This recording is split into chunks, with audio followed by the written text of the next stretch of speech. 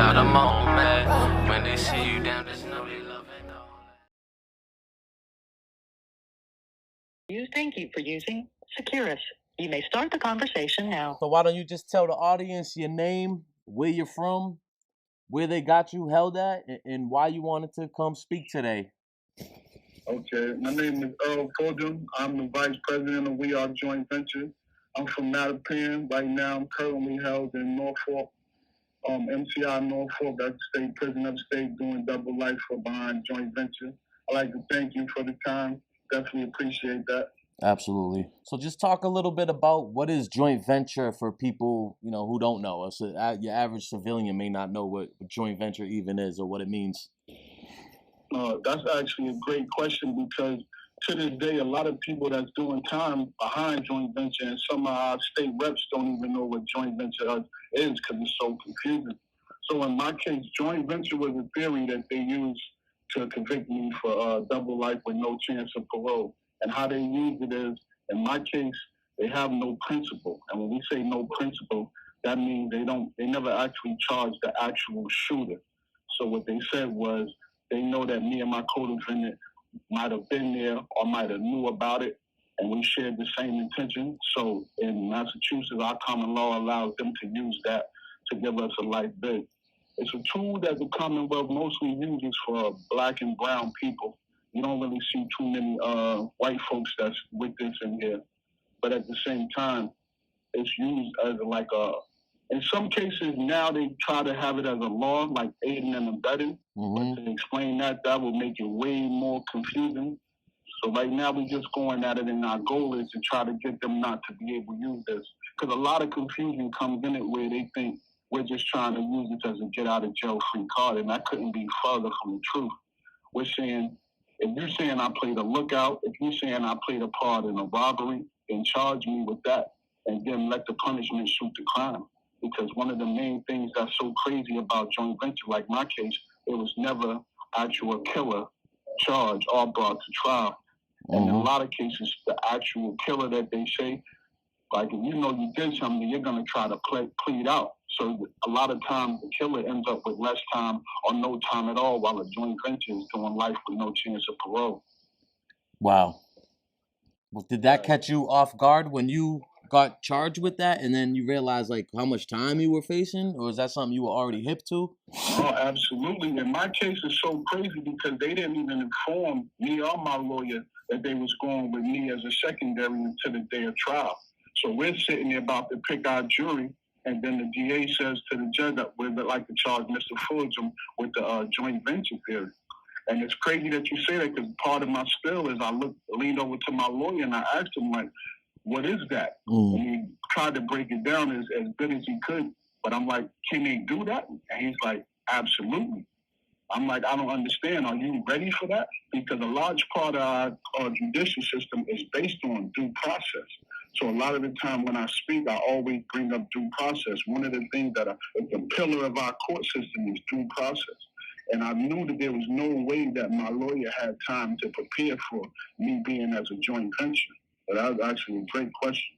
So what is, for people too not really familiar with the court system, what is due process?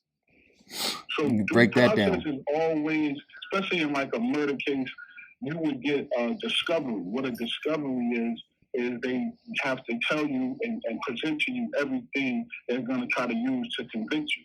And you have a certain amount of time, which is our due process of going through the whole protocol of it to prepare your defense.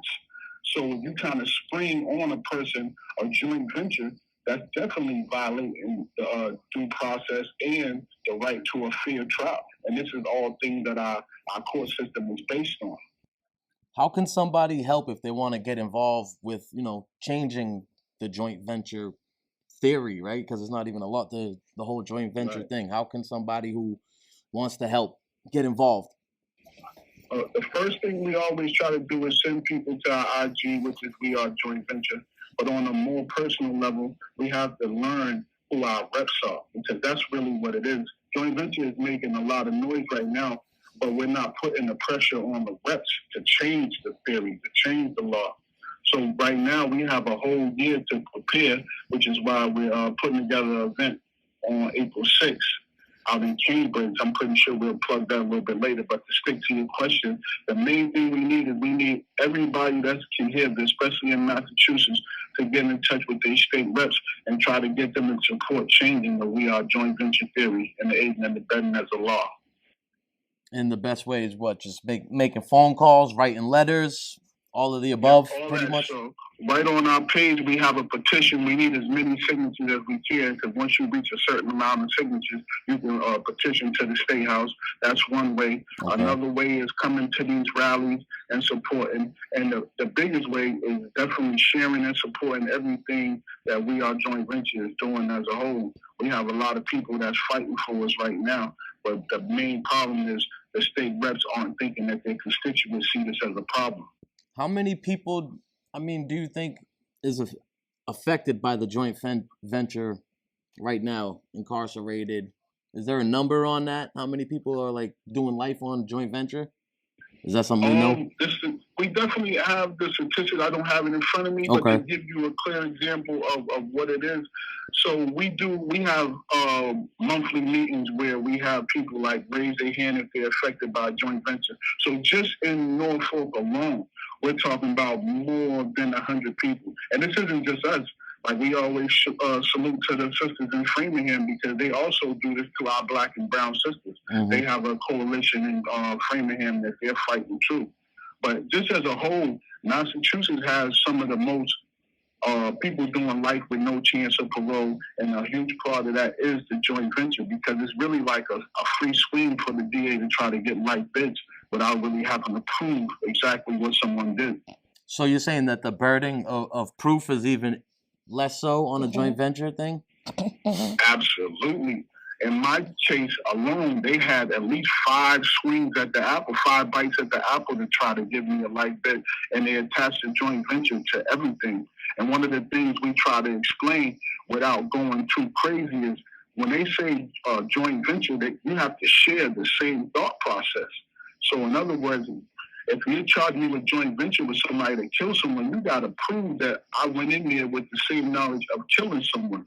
And that makes it harder, but at the same time, when the judge explains the instructions to the jury, they give them such a loose example that it's almost like you're definitely going to get a life bid out of this. One of the things on our site that we always do, because we try to reach people where they at, is we kind of break down the first part of the movie Menace to Society, when Kane and Old Dog walk into the store. A lot of people look at that as entertainment, but when you really look at that from a joint venture point of view, they're basically saying Kane deserves the same punishment that Old Dog deserves. And we know that movie well. Right. Kane was scared to death. It just seems like a wrong place, wrong time. It is. Time type of thing. That's basically what it is. And a scapegoat law too, almost like that we can't get this guy or this guy pled out, and we're just, I don't know. I like to call the system, the so-called justice system, is the conviction system, because they don't really seek justice at all, in my opinion. Do you feel like that's the same in your idea? It's definitely become more about conviction and just trying to clear their caseload without really trying to seek the truth. I feel like there's no incentive for actual justice. Like, what do they get for letting somebody off that right. they know didn't do it? What is the incentive? That should be worth 12 convictions. Absolutely right. They're heading on with that. Absolutely. Talk a little bit about the event coming up and what's that entail, and sorry about that, and what we got going on there, and the date, time, place for people who might want to show up. Yeah, April 6th, I think it's 1 to 4. It's actually in Cambridge. I want to say 5 Magazine Street, but don't hold me to that. I know it's on our site. Okay, we'll put it up. That we try to do, one of the things that we try to do is, you see how when you mention that, people are kind of confused. So what we do is we make sure we have people come out and we try to enlighten people and get them to understand what's going on. Because most of the time, a lot of people that's paying taxes don't even realize you got people locked up for life, and these are people that they're actually admitting that they know didn't kill anyone. Mm-hmm. So, one of the things at the event we try to do, we want to enlighten people, but at the same time, we also like to give personal stories. Like, we dropped the ball, too, because we should have had young lady Taylor call up. Her story. My nephew. Her son's going through that situation right now where they know this guy didn't kill anyone, but at the same time, they're treating him just like a murderer. That's insane. Yeah, it's sad. That's insane. That's the one you were telling me Yeah, about. my nephew. Yeah. Now, who else is involved with joint venture? You guys got like paralegals or anybody like that involved, or is that something you're looking? Absolutely. A lot of warriors on the front line for it. We're very grateful behind that. From people like Sheik, Jackie, to Vanessa, to Pastor Hobbs, Pastor Larry. We have Mac Hudson, Supreme, Diamond from Bump That Radio, Minister Randy. Millies is also an ally. And as far as like state reps go, we have Lindsay Sabadoza, Liz Miranda, Russell Holmes, Erica Idahoven, the Warrell Brothers. And we also I don't know the exact name, but we have the females at Framingham. They also have their own joint venture movement. How long have you guys been going at it with joint venture as far as the movement? The movement is probably like 3 years old now, and we always evolve because we come under the umbrella of the AACC, which is a prison self-help group in Norfolk.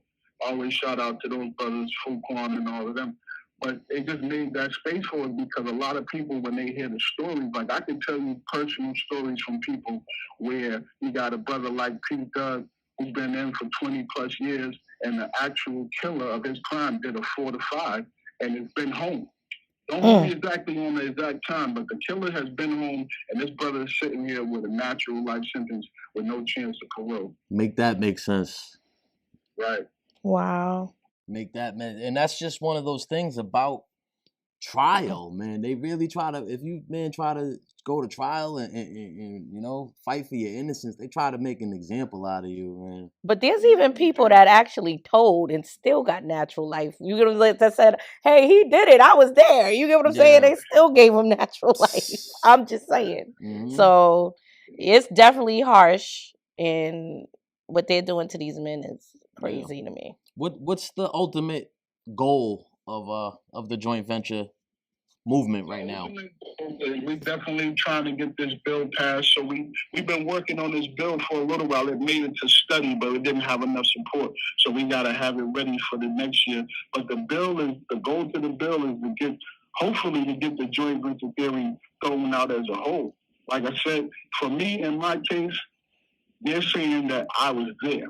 Mm-hmm. So I would like a trial where you say exactly what I played in this, and win or lose, give me the time for what fits that. Because I'm not an angel. I'm not going to sit here and lie to you like I wasn't in the streets. Mm-hmm. But at the same time, punish me for what you can prove I did. That's all I'm saying. So what is the hope to get everybody new trials? Is that... The hopes so part of the bill would be, once joint venture kicked in, we would want something like an individual hearing where you bring people in on a personal level and you say if you want to retry this person or whatever you want to do, and then hold us accountable for what you're saying we did. Prove what you're really saying we did. Don't just rely on the theory that makes it very easy for you to convict. And are you hoping that a lot of people will get out on like time served? Or a couple of dudes, like we have one dude, I told you I got personal stories forever. We got one dude who's been in 40 years. Wow. 40 years behind this. So we definitely hoping somebody like him will get a time served. But even in situations where we're going to be real. So if this was the kick in, is we understand that there would be some DAs that want to switch it and say, okay, well, we want to trial you with the actual murder. And all we're saying to that is, okay, give me a fair trial with due process. Mm-hmm. Yeah. So we're not trying to use this to just slide out. We understand that there's a system in place. Yeah, absolutely. I mean, how important is it to have people helping from the outside, like Sheik and like Jackie and everybody? And priceless, man. We say that all the time. They get mad at us because we be like, we don't want to overwhelm you guys, and they like, just shut up and work. People, that's our warriors. That's why we get so emotional sometimes, because in here, dudes know how to do time. But it's sad when you got to call home with some bad news behind joint venture when it didn't go the right way. That's why we always pay our respect. We always try to salute them and keep them on the front of the brain. Because even like this April 6th thing, we can sit in here all day and plan, but without them people out there, ain't nothing happening. Yeah.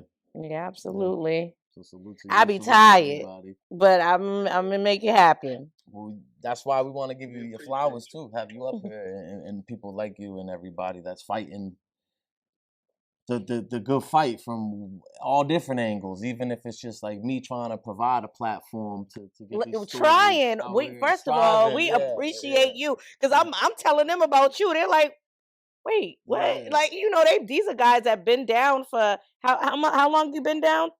13, 13 years, 16 years, 20 years. They don't. Yeah, no. So I mean, I do. My little brother been down 15 himself. On, you know, yeah, he's got a 15 to life with a 4 to 6 on and after. It was right before his 21st birthday. So now with that new law, he can get to a minimum and everything. But he's in the Tuppet program in Concord. He's trying to get his college degree and all that.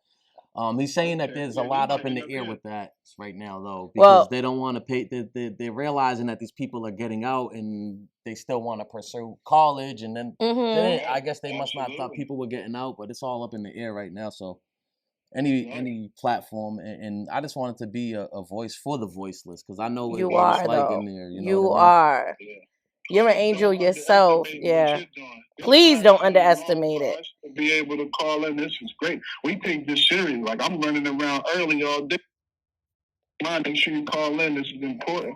And I just want to touch on what you said about your brother. Like a lot of people don't understand that. Like you already giving this man a 15 to life sentence. He's gonna have to fight hard just to get parole. Right. But the insult to injury is you give him a 4 to 6 on and after. That don't even make sense.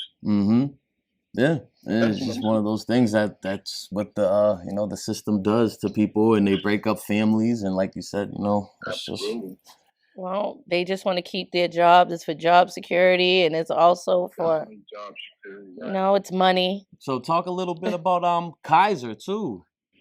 Kaiser, he's gonna kill me because I like to keep church and stay separate, but I'm gonna definitely give it up. I'm also one of the big homies in Kaiser. Kaiser's a passion. Like music has always been a part of my life. And one of the main things that we figured out when we put Kaiser together was, it's a lot of smoke in the streets right now. So one way we reach the young guys is they have an excellent music program here, and we take full advantage of it. So we get them guys in there. We try to keep dudes off the yard. We try to keep dudes not getting high, We get them in there and we work on the music. And then there's an excellent thing that she does where we're able to call through on the phone and get some music done. And when that happens, it's total magic, man. We're working on something right now with the compilation. I can't wait to that. We got some big features. She wear a bunch of hats. I know. I forgot. What feature did I get you guys? Oh, now you want to give it. What feature did I get y'all? Go ahead. You can brag a little bit. Not too much. Conway the machine. Nice. So I ended up, he was like, yeah, we would like a feature with Conway. So as he's talking, normally I don't tell them what I do. I just do it. And then later on, I'd be like, hey, yeah, I did this and that. They'd be like, how you forget that? So I hopped in the DM, shout out to Conway. And I told him the situation and he said, yeah, definitely. Well, his management was like, of course, due to the situation at hand. So then I got that and, that's the next. Yeah, we're going to push that. Basically, I feel like in my mind, I'm trying to create like a Wu-Tang, but from behind the wall type of thing. So everywhere you go, you're going to see Kaiser, but you'll learn about each individual, afterwards. But right now it's a movement. I just like that some of these dudes may or may not have had beef. You get what I'm saying? Back in the streets or whatever. But in there, y'all all got to live together. And is that a minute left? Yeah. That song right there. Right. Yo, so yeah, you only got a minute left. So just, take the floor from here and some last words, closing words and whatever you got to say, man. It's your chance. Well, you already gave me way more than I needed. I definitely appreciate you. I just want to reiterate to the people, please try to get out 8-6 and support. Please get to both of those IGs. We are joint venture. Also, Kaiser. She being real modest with Kaiser, too. You go to Kaiser, she up there with Jim Jones, Bobby Spurter. Like, she got us popping like we out there in the streets. That's what's up. I be getting emails. People like, how the hell y'all do that? What? But we appreciate you too, bro. I hope everybody called in and kept it respectful, man. We definitely gonna try to get some good music. Bounce back and got 'em on, man. When they see you down,